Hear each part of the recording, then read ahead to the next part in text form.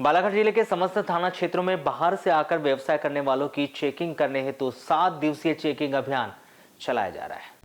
जिले के समस्त थाना क्षेत्र में बाहर से आने जाने वाले व्यक्तियों पर विशेष नज़र रखी जा रही है। पिछले कुछ दिनों से जिले के नगरीय क्षेत्र में बाहर से आकर व्यवसाय करने वाले ठेला रेहड़ी लगाने वालों की संख्या बढ़ गई है। बाहर से आने वाले व्यक्तियों के द्वारा किसी प्रकार के अपराध घटित किए जाने की संभावना को देखते हुए पुलिस अधीक्षक समीर सौरभ के निर्देशन में जिले के समस्त थानों के द्वारा 7 दिवसीय चेकिंग अभियान चलाया जा रहा है, जिससे बाहर से आकर जिले के विभिन्न स्थानों में डेरा डालकर अथवा ठेला रेहड़ी लगाकर रहने वालों के परिचय पत्र सहित संपूर्ण जानकारी एकत्रित की जा रही है। उक्त जानकारी को एकत्रित करने के बाद बाहर से आए व्यक्तियों के मूल निवास के थाना, जिले व राज्य से संपर्क कर ऐसे व्यक्तियों के परिचय को सत्यापित भी किया जा रहा है। यहाँ भी देखने में आ रहा है कि कई होटल्स और धर्मशाला के संचालकों के द्वारा बाहर से आने वाले व्यक्तियों के संबंध में निकटतम थाने को जानकारी नहीं दी जा रही है, जबकि पूर्व से संबंधित थानों को सूचना देने हेतु कलेक्टर व जिला दंडाधिकारी बालाघाट के द्वारा विस्तृत निर्देश जारी भी किए गए हैं। वहीं बालाघाट पुलिस ने समस्त होटल, लॉज, धर्मशाला के संचालक व किराए से मकान देने वालों से अनुरोध किया है कि बाहर से आकर अपने स्थान में रुकने वाले समस्त व्यक्तियों की जानकारी तत्काल अपने निकटतम थाने में दे। यदि भविष्य में बाहर से आए किसी व्यक्ति के द्वारा अपराध घटित किया जाता है व विवेचना के दौरान यह जानकारी प्राप्त होती है कि ऐसे व्यक्ति को थाना में सूचना दिए बिना ही किसी व्यक्ति के द्वारा अपने स्थान में रुकवाया गया था, तो ऐसे व्यक्ति और संचालक के विरुद्ध भी विधिवत प्रावधानों के तहत दंडात्मक कार्रवाई की जाएगी। हट्टा थाना के अंतर्गत गोंदिया रोड ग्राम चिखला अमराई के पास अज्ञात वाहन ने मोटरसाइकिल को ठोस मारकर फरार हो गया। वाहन की ठोकर से मोटरसाइकिल सवार विद्युत कर्मचारी घायल हो गया है। घायल विद्युत कर्मचारी कमलेश पिता भवान भाई टॉक 58 वर्ष, वार्ड नंबर 28 बालाघाट निवासी है, जिसे जिला अस्पताल में भर्ती कराया गया है। प्राप्त जानकारी के अनुसार Kamlesh talk Balaghat ward number 28 में अपने परिवार के साथ रहते हैं और वे विद्युत विभाग किरणापुर में टेस्टिंग हेड ऑपरेटर के पद पर पदस्थ है और मोटरसाइकिल से अपने घर बालाघाट आना जाना करते हैं। बताया गया है कि 12 दिसंबर की शाम 6 बजे करीब कमलेश टॉक मोटरसाइकिल में किरणापुर से अपने घर बालाघाट आ रहे थे। गोंदिया रोड पर स्थित चिखला अमराई के पास कोई अज्ञात वाहन ने कमलेश टॉक की मोटरसाइकिल को ठोस मारकर फरार हो गया। अज्ञात वाहन की ठोकर से मोटरसाइकिल क्षतिग्रस्त हो गई। वहीं मोटरसाइकिल सवार कमलेश टॉक भी घायल हो गए हैं, जिन्हें 108 एम्बुलेंस से जिला अस्पताल बालाघाट लाकर भर्ती किया गया। वाराणसी नगर में लगातार आवारा श्वानों की संख्या बढ़ती जा रही है। ऐसे में लोगों को कई मामले में परेशानी होने लगी है, जिस पर उनके द्वारा नगर पालिका से कार्यवाही किए जाने की मांग की जा रही है। प्राप्त जानकारी के अनुसार नगर में आवारा श्वान एक चिंता का विषय बना हुआ है, जो गलियों, चौक चौराहों में भ्रमण करते रहते हैं। इस दौरान आने जाने वालों पर भौंकने के साथ ही हमला करने का भी प्रयास करते हैं। ऐसे में लोग अपनी जान बचाकर इधर उधर भागते हुए नजर आते हैं। ऐसे में लोगों को जान का खतरा बना हुआ है, जिस पर नगर पालिका के द्वारा कार्यवाही करने की बात कही जा रही है, पर वर्तमान तक किसी प्रकार की कार्रवाई नहीं की गई, जिसके लिए लोगों के द्वारा इस ओर नगर पालिका से कार्रवाई करने की बात कही जा रही है। आपको यह भी बता दें कि करीब 6 माह पूर्व नगर के वार्ड नंबर 1 व 2 में कुछ आवारा श्वानों के द्वारा नन्हे मुन्ने बालकों और राहगीरों को बुरी तरह से जख्मी कर दिया था, जिससे करीब 7 लोग घायल हुए थे, जिसमें 2 नन्हे मुन्ने बच्चे गंभीर रूप से घायल हो गए थे, जिनका उपचार गोंदिया में किया गया था। इसके बाद नगर पालिका के द्वारा कुछ दिनों की कार्रवाई कर श्वानों की धरपकड़ कर उन्हें जंगल में छोड़ा गया था, परंतु वर्तमान में नगर में और श्वानों की संख्या बढ़ने लगी है। बहुत ज़्यादा परेशानी आवारा कुत्तों से, और अधिकांश रात के समय क्या है कि कुत्ते जो गाड़ियों के पीछे भी दौड़ते हैं, पैदल वाले को बहुत परेशान करते हैं। रात के समय बहुत ज़्यादा आतंक है कुत्तों का। और जैसे वार्ड में इसके पहले घटनाएं भी हुई है, तो पागल कुत्तों ने भी काटे हैं। और अभी क्या है, एक्चुअल में जो छोटे बच्चे जो कुत्ते ने, तो उसकी वजह से भी मतलब बहुत ज़्यादा दिक्कतें आ रही है। अभी ये समस्या जो अधिकांश कौन से रोड पे है? ये रामपल्ली रोड पे ज़्यादातर घटनाएं देखने को मिलती है। क्या चाहते हैं आप? बस प्रशासन से ये चाहता हूँ, नगर पालिका से जो भी है, कि आवारा कुत्ते पे लगाम लगाया जाए, कुछ हद तक इसके लिए कुछ उपाय किया जाए, ताकि आम नागरिक को किसी प्रकार से इसमें दिक्कत ना हो। यहाँ पर थोड़ा सा एक चीज़ ये हो रही है कि 4-5 छोटी गलियाँ चौक पे आके जुड़ती हैं और होटलें हैं, दुकानें, चाट की दुकानें हैं और रहवासी एरिया है, तो कई बार खाने पीने की सामग्री वगैरह के कारण से भी जानवर बहुत रहते हैं और जानवर इतने एक्साइटेड हो गए हैं कि टू व्हीलर से कोई जा रहा है, फोर व्हीलर से कोई जा रहा है, उसके ऊपर लपटने लगता है। अभी बीच में ये वो कि ये सामने से मस्जिद वाली गली में यहाँ पे एक हस्बैंड वाइफ अभी जैन मंदिर जा रहे थे, पिछले साल की बात है, तो उनके ऊपर ऐसा लपके थे कि दोनों पूरे बहुत बुरी तरीके से लहूलुहान जख्मी हो गए थे। फिर उनको उठा के ड्रेसिंग वेसिंग करके उनको किए थे। ये यहीं की स्थिति है क्या, पूरे शहर में क्या स्थिति नहीं, है? अभी जैसे लालबरा रोड में मेरी बेटी स्कूल पढ़ने आती, मैं रोज छोड़ने जाता है, 2-3 दिन से अभी लालबरा रोड से आते जाते समय में कई कुत्तों के झुंड गाड़ी के ऊपर लपकते हैं। मतलब तेजी से मतलब टू व्हीलर से मैं नहीं जा सकता, उसको साइकिल से नहीं भेज पाता कि कुत्ते उत्ते न लपक जाए करके। बालाघाट रोड पे भी मैं परसों रात में जब लौट के आ रहा था,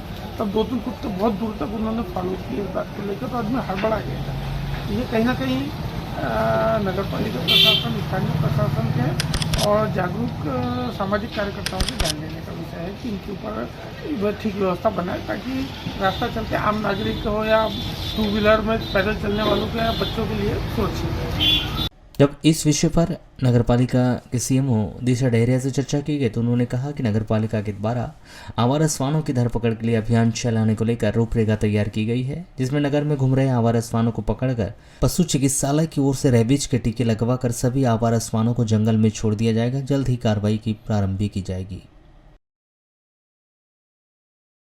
हट्टा थाना क्षेत्र के अंतर्गत आने वाले ग्राम रत्नारा में 27 नवंबर की रात किन्हीं अज्ञात तत्वों के द्वारा अमर शहीद रानी अवंतीबाई की प्रतिमा को खंडित कर दिया गया था। इस मामले में अब तक आरोपियों की गिरफ्तारी नहीं हो पाई। जहां अब तक आरोपियों की गिरफ्तारी होना तो दूर की बात, आरोपियों की पहचान अब तक नहीं हो पाई, जिसके चलते सर्व समाज में आक्रोश पनप रहा है। जहां कई बार आवेदन निवेदन के बाद भी आरोपियों की गिरफ्तारी न होने से रानी अवंतीबाई लोधी महासभा के पदाधिकारी काफी नाराज है, जिन्होंने आरोपियों की गिरफ्तारी किए जाने की मांग को लेकर नगर में एक जन आक्रोश रैली निकाली।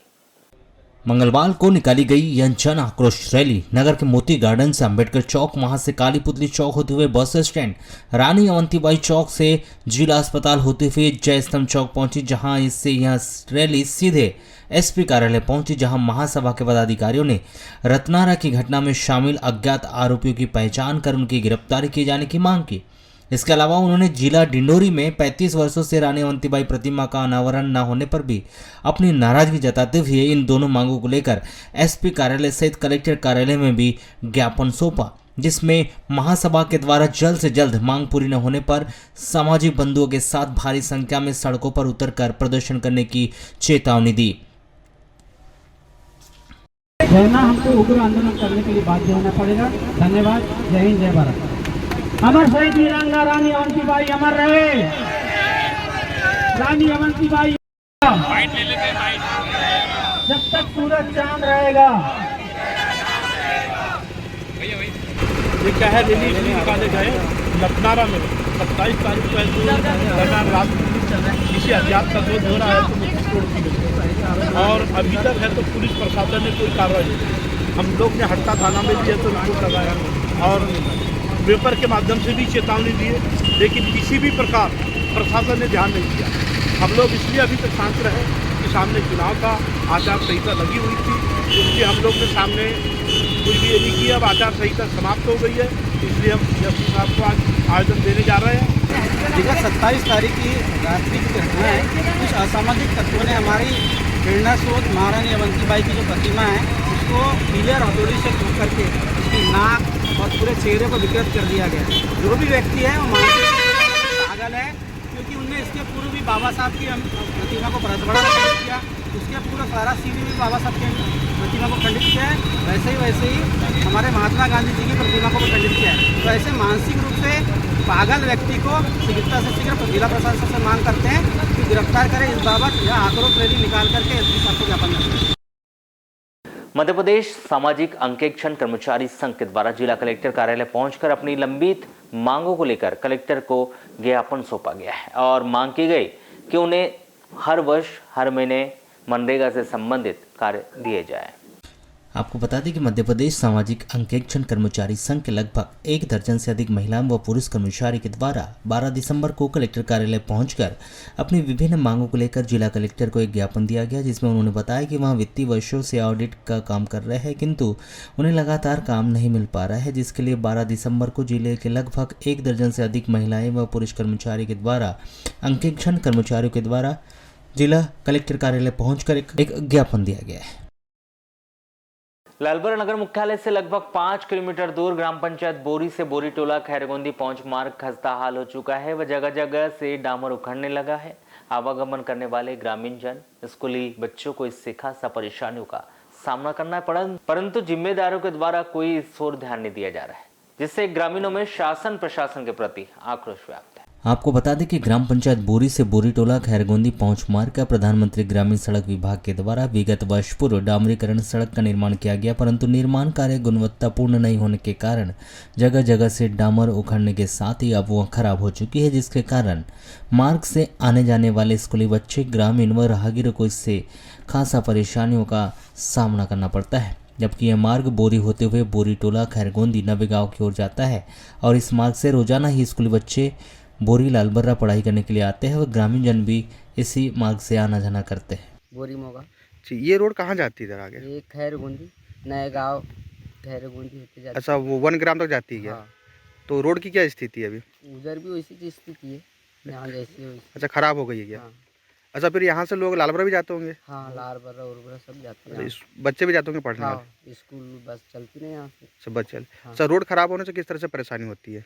हाँ, वही एक्सीडेंट होते रहता है। एक्सीडेंट होते रहते हैं, किस तरह से परेशानी होती है? बस कीचड़ से परेशानी, बहुत सी जगह टूटी हुई है जी। और स्कूल वाले बच्चे तो बहुत आना जाना करते हैं। हम भी आज पहले गए थे तो देखे उधर बहुत खराब मात्रा में। बहुत खराब है। हाँ, अन्य साइकिल से आ रहे हैं आप? साइकिल से आ रहे हैं, कई जगह रुकना पड़ता है, कई जगह ये सब ये आगे में ये सामने में टूटा हुआ है, इसी तरह से आगे भी। अच्छा, कुछ दूरी तक पैदल भी चलना पड़ रहा है? बहुत पैदल चलना पड़ता है, उतरना पड़ा है अपने को। जी, तो कोई ऐसा प्रशासन कोई ध्यान नहीं है किधर? नहीं, कोई चीज़ नहीं, तो बच्चे बहुत आना जाना करते हैं, इसके लिए होना चाहिए। जी। अच्छा, ये रोड कहाँ निकलती है इधर आगे? इधर आगे तो बकोड़ा निकल जाएगी, कटंगी रोड से मार्ग में मिली हुई है अभी। अच्छा, वर्तमान स्थिति में कटंगी रोड से मार्ग आखिरी टिकाड़ी तालाब नए गाँव तक जाती है, चिखलाबट्टी तक। चिखलाबट्टी तक जाती है। हाँ, पर कोई मरम्मत कार्य नहीं किया जा रहा? कोई मरम्मत कार्य नहीं है, लोग परेशान है। हाँ, बच्चे तो बोले इधर नवे गाँव तक के बच्चे बोरी टोला खैरगोंदी पूरे बोरी आते हैं पढ़ने के लिए। अच्छा, कुछ खैरगोंदी। अच्छा, तो अभी जिस मार्ग से जा रहे क्या स्थिति उसकी?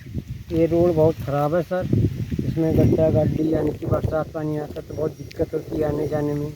स्कूल के बच्चे जाते हैं, गाड़ी मोटर चलती है यहाँ से, बहुत दिक्कत है सर। अने खराब होने से परेशानी हो रही है? हाँ, परेशानी, बहुत परेशानी सर। अच्छा, कोई मरम्मत वगैरह कुछ नहीं करवाए? नहीं, कुछ नहीं करवाया सर अभी तक किसी ने। अच्छा, इसका निर्माण कब हुआ था, इसको पता है क्या? नहीं, ये तो पता नहीं सर। बाकी जगह जगह गड्ढे बन गए? हाँ, जगह जगह गड्ढे सर। और हादसे भी होते होंगे? हाँ, हादसे भी होते हैं सर, कोई गिर जाते हैं, कोई पड़ जाते हैं। जी, क्या होना चाहिए? तो ये रोड का सुधार होना चाहिए सर। नगर के मुल्ला स्टेडियम में 10 दिसंबर से आयोजित Madhya Pradesh football premiere league प्रतियोगिता के तीसरे दिन मंगलवार को दोपहर 2 बजे से ब्रह्मपुर फुटबॉल क्लब बुरहानपुर व lake city football club Bhopal के मध्य मैच खेला गया, जिसमें भोपाल की टीम के खिलाड़ी शानदार खेल का प्रदर्शन करते हुए 2-0 से विजयी है। इस मैच में मुख्य अतिथि के रूप में चैम्बर ऑफ कॉमर्स इंडस्ट्रीज के अध्यक्ष अभय सेठिया और मध्य प्रदेश फुटबॉल संघ सचिव अमित रंजन देव जबलपुर उपस्थित रहे। नगर के मुल्ला स्टेडियम में 10 दिसंबर से आयोजित Madhya Pradesh football premiere league प्रतियोगिता के चौथे दिन बुधवार को बालाघाट की 2 फुटबॉल टीमों के बीच जंगी मुकाबला हुआ, जहां प्रतियोगिता का चौथा match the diamond rock academy Balaghat और police boys football club Balaghat के मध्य यह मैच खेला जाएगा।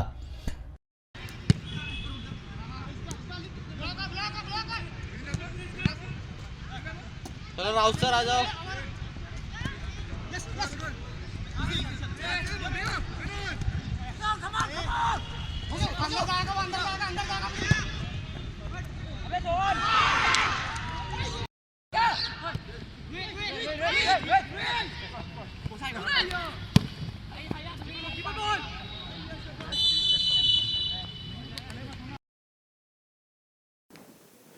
खैलांजी थाना क्षेत्र के अंतर्गत आने वाले ग्राम मोहाड़ी में दो मोटरसाइकिल आपस में टकराने से दोनों मोटरसाइकिल में सवार दो व्यक्ति घायल हो गए। यह सड़क दुर्घटना 12 दिसंबर की शाम 7 बजे के करीब हुई। प्राप्त जानकारी के अनुसार दोनों घायल ग्राम मोहाड़ी निवासी बताए जा रहे हैं, जिन्हें 108 एम्बुलेंस से जिला अस्पताल लाकर भर्ती कराया गया है, जहां से गंभीर रूप से घायल भोजराज पिता रामा कटरे 40 वर्ष को प्राथमिक उपचार के बाद मेडिकल कॉलेज रेफर कर दिया गया था, किंतु उसके परिजनों ने उसे नगर के निजी हॉस्पिटल लेकर गए, जहां उसे भर्ती किया है। अन्य घायल महेश पिता वासुदेव मिश्रा 42 वर्ष का इलाज जिला अस्पताल में किया जा रहा है। दोनों घायल अचेत अवस्था में होने से यह पूर्ण रूप से स्पष्ट नहीं हो पाया है कि दोनों के बीच यह दुर्घटना कहां पर हुई। 12 दिसंबर को सनातन महासभा ने जिले में अन्य प्रांतों से आए फेरी वाले और व्यापारियों की समुचित पहचान और करनी सेना के राष्ट्रीय अध्यक्ष सुखदेव गोगामेड़ी की हत्यारों को कड़ी से कड़ी सजा दिलाए जाने का मांग पत्र कलेक्टर डॉक्टर गिरीश कुमार मिश्रा और पुलिस अधीक्षक समीर सौरभ को सौंपा। आपको बता दें कि जिले के रामपैली में मेला देखने के बाद पति के साथ घर लौट रही दीपिका अग्रवाल की कथित गुब्बारे बेचने वाले महाराष्ट्र निवासी के द्वारा हत्या किए जाने के बाद बाजार, मेला, गांव और नगरों में अन्य प्रांतों से फेरी और दुकान लगाकर व्यापार करने वाले लोगों की पहचान को लेकर सवाल खड़े हो रहे हैं। हालांकि यह पुलिस का काम है कि इनकी मुसाफिरी दर्ज की जाए, लेकिन काम की व्यस्तता बोले या फिर बल की कमी या फिर लापरवाही, ऐसे लोगों की संबंधित थानों में मुसाफिरी दर्ज नहीं होती है, या फिर घटना के बाद पुलिस सांप जाने के बाद लाठी पीटने की कहावत चरितार्थ करते हुए नजर आती है। ऐसे लोगों के द्वारा जिले के विभिन्न हिस्सों में की जा रही आपराधिक घटनाओं ने लोगों की चिंता बढ़ा दी, जिससे जिले में एक अनजाने भय का वातावरण भी बनता जा रहा है। इसको लेकर सनातन महासभा ने प्रशासन का ध्यान इस ओर ध्यानाकर्षित करवाया। जी बताइए। कुछ दिनों पूर्व रामपायली में जो घटना हुई, जिसमें मर्डर हुआ, और उस घटना में जो लोग इन्वॉल्व थे, ऐसे लोग थे जो लगातार बाहर से आके फुग्गे की दुकान लगाते थे, विभिन्न बेचने वाले जो रहते हैं, पूरे अपने ज़िले भर में ऐसे लोग हैं कि उनका वेरीफाई आप करें, कौन आ रहा है, कहाँ से आ रहा है, कहाँ रुक रहा है, और यदि वो किराए से कहीं रह रहे हैं महीने, 2 महीने, 5 महीने के लिए भी, वो किराएदार मकान मालिक को भी चाहिए कि वो सूचना दें और कौन है उनका वेरीफाई करे। इस प्रकार की घटना दोबारा ना हो, इसके लिए हमने आज पुलिस अधीक्षक महोदय से अपना सनातन महासभा द्वारा ज्ञापन दिया गया, और निश्चित रूप से उन्होंने कहा कि मैं इस पर पूरी कार्रवाई करूंगा और वेरिफिकेशन का काम 1-2 दिन में हम प्रारंभ करेंगे।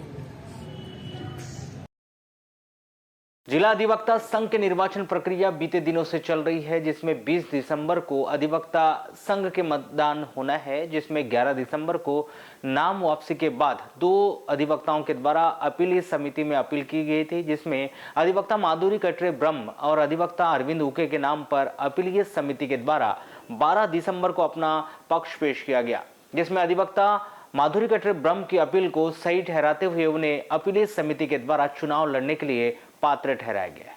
आपको बता दें कि जिला अधिवक्ता संघ के चुनाव 20 दिसंबर को होने हैं, जिसके लिए निर्वाचन की प्रक्रिया बीते कुछ दिनों से चल रही है। 11 दिसंबर को छंटनी के बाद 2 अधिवक्ताओं ने अपीलीय समिति में अपील की थी, जिसमें अधिवक्ता माधुरी कटरे ब्रह्म ने यह अपील की थी कि उनके नामांकन को अवैध रूप से निरस्त कर दिया गया है, तथा अधिवक्ता अरविंद उके के मतदाता सूची में नाम नहीं जोड़े जाने को लेकर उन्होंने अपील की गई थी, जिस पर अपीलीय समिति के द्वारा 12 दिसंबर को अपना निर्णय सुनाते हुए यह निर्णय लिया गया कि अधिवक्ता माधुरी कटरे ब्रह्म को चुनाव लड़ने के लिए वैध करार दिया जाता है। वहीं साथ ही अधिवक्ता अरविंद उके के द्वारा मतदाता सूची में नाम जोड़े जाने को लेकर पूर्व में आवेदन नहीं किया गया था, इसी वजह से उनका नाम मतदाता सूची में नहीं जोड़ा गया है तथा उनकी आपत्ति अवैधानिक पाई गई है। वहीं अधिवक्ता माधुरी कटरे ब्रह्म को सचिव पद के लिए चुनाव लड़ने के लिए वैध पाया गया। माधुरी कटरे ब्रह्म द्वारा अपील की गई थी कि उसका नामांकन पत्र जो है सचिव पद के लिए निरस्त कर दिए गए, उसके विरुद्ध में अपील की थी उन्हें अपीली समिति। आज अपीली समिति के समक्ष विचारार्थ रखा गया और अपीली समिति में जो जिला निर्वाचन अधिकारी द्वारा जो नामांकन पत्र निरस्त किया गया था उसकी वैधता के बारे में देखा गया, तो जिस आधार पे उनने मध्य प्रदेश राज्य अधिवक्ता संघ का एक निर्देश था कि जो किशोर न्यायालय में जो सदस्य रहेंगे वो जो है चुनाव की पात्रता नहीं रखते, लेकिन माधुरी कटरे के बारे में देखा गया वो किशोर न्यायालय की सदस्य नहीं है, अपितु वो किशोर न्याय बोर्ड की सदस्य है। इस आधार पे वो जो नामांकन पत्र उनका निरस्त किया गया था उस आदेश को हमने अपास्त किया है और माधुरी कटरे जो है चुनाव लड़ने की पात्रता रखती है, ऐसा हमने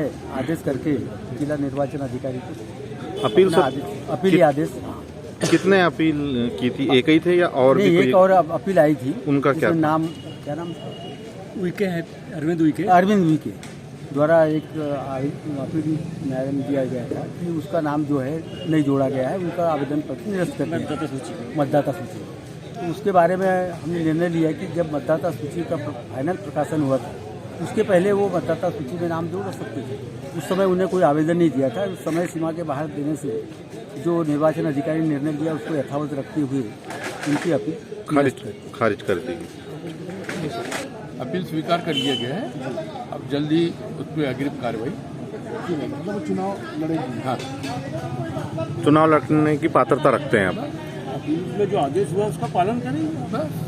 और